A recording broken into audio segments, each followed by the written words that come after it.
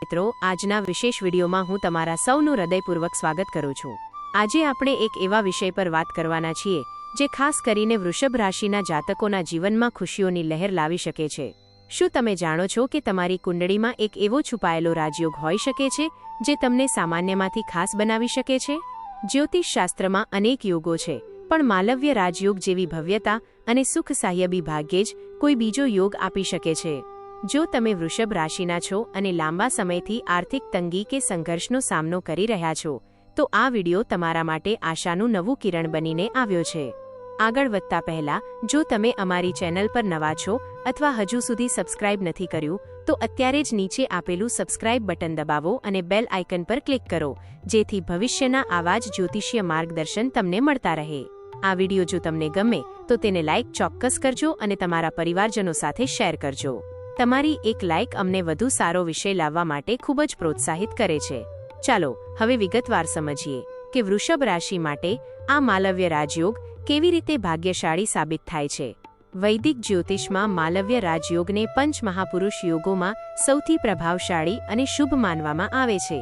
આ યોગ ત્યારે બને છે જ્યારે શુક્ર ગ્રહ જન્મકુંડળીના કેન્દ્ર ઘરો એટલે કે પ્રથમ, ચોથા, સાતમા કે 10મા ઘરમાં પોતાની જ રાશિ વૃષભ અથવા તુલામાં હોય અથવા તેની ઉચ્ચ રાશિ મીનમાં સ્થિત હોય।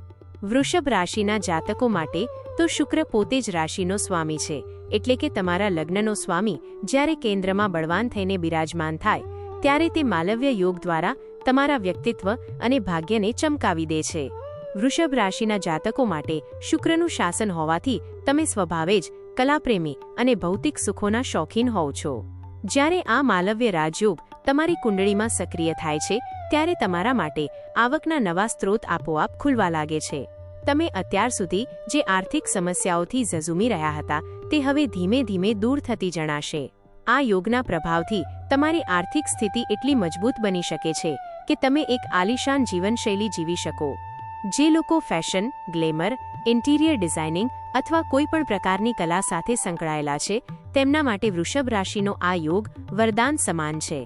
આ સમય દરમિયાન તમને કોઈ એવો મહત્વપૂર્ણ સોદો અથવા પ્રોજેક્ટ મળી શકે છે જે તમારા કરિયરની દિશા બદલી નાખશે।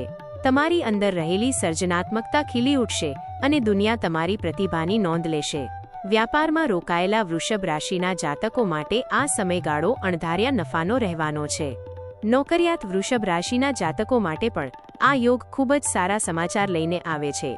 કાર્યક્ષેત્રમાં તમારી મહેનતની કદર થશે અને પ્રમોશનની પ્રબળ શક્યતાઓ સર્જાશે। જો તમે નવી નોકરી શોધી રહ્યા છો અથવા વર્તમાન નોકરીમાં પગાર વધારાની અપેક્ષા રાખી રહ્યા છો, તો માલવ્ય યોગની કૃપાથી તમારી ઈચ્છા પૂર્ણ થઈ શકે છે। સહકર્મીઓ અને ઉપરી અધિકારીઓ સાથેના તમારા સંબંધો સુધરશે, જેનાથી કામનું વાતાવરણ વધુ સુખદ બનશે। આર્થિક દૃષ્ટિએ જોઈએ તો અટકેલા ભંડોળ પાછા મળવાની પ્રબળ શક્યતા છે। જો તમારા પૈસા ક્યાંક ફસાયેલા હતા અથવા કોઈ જૂનું દેવું ચૂકવવામાં મુશ્કેલી પડતી હતી, તો હવે માર્ગ મોકળો થશે। વૃષભ રાશિના જાતકો માટે રોકાણ કરવા માટે આ શ્રેષ્ઠ સમય છે। ખાસ કરીને અખાત્રીજ જેવા પવિત્ર અવસરો પર કરવામાં આવેલ રોકાણ તમને ભવિષ્યમાં અનેક ગણું વળતર આપશે। સોના કે જમીન, મકાનમાં કરેલું રોકાણ તમારી આવતી પેઢી માટે સંપત્તિનું સર્જન કરશે। કૌટુંબિક જીવનમાં પણ આ રાજયોગ મધુરતા લાવે છે। વૃષભ રાશિના જે જાતકોના લગ્ન જીવનમાં તણાવ હતો તેમના સંબંધોમાં પ્રેમ અને સમજણ પાછા ફરશે। ઘરમાં માંગલિક પ્રસંગોનું આયોજન થઈ શકે છે। જીવનસાથીનો ભરપૂર સહયોગ મળશે અને તમે સાથે મળીને કોઈ મોટી મિલકત અથવા લક્ઝરી વસ્તુ ખરીદી શકો છો। શુક્રની કૃપાથી તમારા ઘરમાં ભૌતિક સુખ સુવિધાઓમાં વધારો થશે અને શાંતિ જળવાઈ રહેશે। સામાજિક રીતે વૃષભ રાશિના જાતકોનું માન સન્માન વધશે। તમે જ્યાં પણ જશો ત્યાં લોકો તમારા આકર્ષક વ્યક્તિત્વથી પ્રભાવિત થશે। તમારી વાણીમાં એક પ્રકારનું તેજ અને સૌમ્યતા આવશે જે સામેવાળી વ્યક્તિને મંત્રમુગ્ધ કરી દેશે। સમાજના પ્રતિષ્ઠિત લોકો સાથે તમારા સંપર્કો વધશે જે તમને ભવિષ્યમાં ખૂબ જ કામ લાગશે। માલવ્ય યોગ તમને માત્ર ધન જ નથી આપતો, પણ એક મોભાદાર સ્થાન પણ અપાવે છે। સ્વાસ્થ્યની વાત કરીએ તો આ યોગ તમને માનસિક અને શારીરિક રીતે સશક્ત બનાવે છે। જૂની બીમારીઓમાંથી રાહત મળશે અને તમે વધુ ઉર્જાવાન અનુભવશો। જો કે વૃષભ રાશિના જાતકોએ લક્ઝરી અને મોજ શોખમાં એટલા ન ડૂબી જવું જોઈએ કે સ્વાસ્થ્ય પર અસર થાય। આહારમાં સંયમ રાખવો અને નિયમિત વ્યાયામ કરવો જરૂરી છે, જેથી તમે આ રાજયોગના ફળોનો લાંબા સમય સુધી આનંદ માણી શકો. શુક્રદેવની આ અસીમ કૃપા મેળવવા માટે વૃષભ રાશિના જાતકોએ કેટલાક નાના ઉપાયો પણ કરવા જોઈએ. શુક્રવારે સફેદ વસ્તુઓ જેવી કે ખાંડ, દૂધ કે સફેદ વસ્ત્રોનું દાન કરવું ખૂબ જ શુભ માનવામાં આવે છે.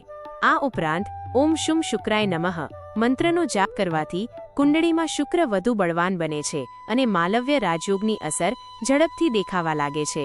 હીરો અથવા ઓપલ રત્ન પણ તમારા માટે ભાગ્યવર્ધક સાબિત થઈ શકે છે. યાદ રાખજો કે ભાગ્ય ત્યારે જ સાથ આપે છે જ્યારે તમે મહેનત કરવાની તૈયારી બતાવો છો. માલવ્ય રાજયોગ તમારા માટે સફળતાના દ્વાર તો ખોલશે, પણ તે દ્વારમાંથી અંદર જવાનું અને સખત પરિશ્રમ કરવાનું કામ તમારું છે. વૃષભ રાશિના જાતકો સામાન્ય રીતે ધીરજવાન હોય છે અને આ ધીરજ જ તમને આ રાજયોગના ફળ અપાવવામાં મદદ કરશે. ક્યારેય નિરાશ ન થવું, કારણ કે ગ્રહોની ચાલ હવે તમારી ફેવરમાં છે. વૃષભ રાશિના જાતકો માટે આ એક એવો સમય છે જ્યારે તમે તમારા સપનાઓને હકીકતમાં બદલી શકો છો. પછી ભલે તે નવું ઘર ખરીદવાનું સપનું હોય, વિદેશ પ્રવાસનું હોય કે બિઝનેસને મોટો બનાવવાનું હોય, શુક્રની આ દિવ્ય ઉર્જા તમારી સાથે છે. તમારા આત્મવિશ્વાસને ડગવા ન દેતા અને પૂરી નિષ્ઠાથી તમારા લક્ષ્ય તરફ આગળ વધજો. વિધિના લેખમાં હવે તમારા માટે સુખ અને સમૃદ્ધિના પાના લખાઈ રહ્યા છે. આ માહિતી તમને કેવી લાગી તે અમને કોમેન્ટ સેક્શનમાં ચોક્કસ જણાવજો. ખાસ કરીને વૃષભ રાશિના મિત્રો, શું તમને તમારા જીવનમાં શુક્રના આ પરિવર્તનોનો અનુભવ થઈ રહ્યો છે? તમારા અનુભવો અમારી સાથે શેર કરો. જ્યોતિષશાસ્ત્ર અને તમારી રાશિ વિશે વધુ જાણવા માટે તમે તમારા પ્રશ્નો કોમેન્ટમાં પૂછી શકો છો. હું દરેક કોમેન્ટનો જવાબ આપવાનો પ્રયત્ન કરીશ.